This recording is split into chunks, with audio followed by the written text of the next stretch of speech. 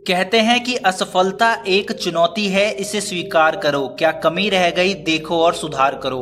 भारत की इसरो जो विश्व में टॉप 5 स्पेस एजेंसीज में आती है, उसने GSAT-1 को लॉन्च किया। पूरा मिशन सही चल रहा था, लेकिन आखिरी मिनटों में जाकर यह मिशन फेल हो जाता है, जिसके बाद भारतीय साइंटिस्टों की खूब किरकिरी भी हुई, क्योंकि GSAT-1 को लॉन्च करने की कई बार कोशिशें की जा चुकी है, मगर बार बार किसी कारणवश इसे रोक दिया जाता है। और आखिरकार जब इसे लॉन्च किया गया तो दुर्भाग्यपूर्ण तरीके से यह मिशन फेल हो गया। India's I in the sky नाम से जाने जाने वाला GSAT-1 फेल हो गया। हर भारतीय के मन में एक निराशा थी, क्योंकि यह ऐसा सैटेलाइट था जो कि अंतरिक्ष से धरती पर पड़े सिक्के को भी देखकर बता सकता था कि वह सिक्का कौन सा है, या फिर आप इसे ऐसे कहें कि अंतरिक्ष से आपके कलाई पर बंधी घड़ी का टाइम भी यह सैटेलाइट बता सकती थी।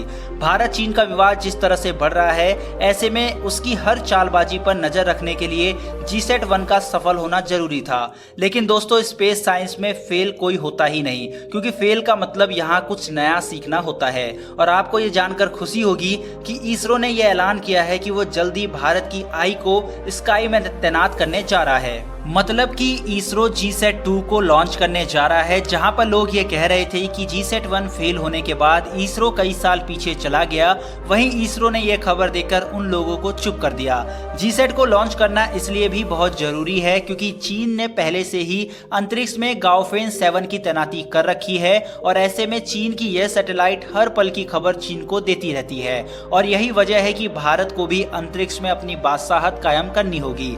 इसरो शायद पहली स्पेस एजेंसी होगी जिसकी इतनी ज्यादा आलोचना होती है, नहीं तो दुनिया की नंबर 1 स्पेस एजेंसी नासा भी अपने पहले अटेम्प्ट में सफल नहीं हो पाती, जबकि हम तो इकलौते ऐसे देश हैं जो अपने पहले ही अटेम्प्ट में मार्स तक पहुंच गए थे और एक साथ 104 सैटेलाइट लॉन्च कर गिनीज वर्ल्ड रिकॉर्ड भी बनाया हुआ है, जो कि आज तक दुनिया की कोई भी स्पेस एजेंसी नहीं कर पाया। और शायद इसीलिए हमें इसरो से इतनी ज्यादा उम्मीदें रहती है।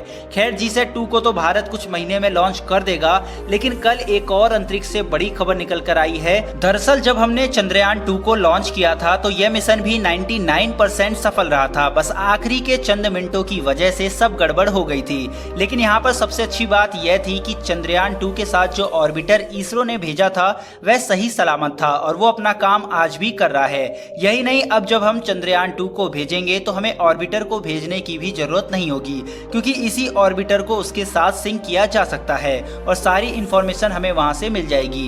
और दोस्तों, जो खबर निकल के आ रही है वो ये है कि हमारे इसी चंद्रयान-2 के ऑर्बिटर ने चंद्रमा के ऊपर वाटर के मॉलिक्यूल्स देखे हैं, और वाटर मॉलिक्यूल्स को देखना बहुत बड़ी बात है। इससे पहले चांद पर वाटर की खोज भी इसरो ने ही की थी, और अब वाटर मॉलिक्यूल्स का मिलना एक बहुत बड़ी उपलब्धि है भारत के लिए, क्योंकि हमारा चंद्रयान-2 गया ही इसी के लिए था और हमारा काफी बड़ा मकसद इस ऑर्बिटर ने पूरा कर दिया है। यही नहीं, इस खबर ने पूरे विश्व में इसरो का डंका बजा दिया है और हर जगह भारतीय साइंटिस्टों की वाहवाही हो रही है।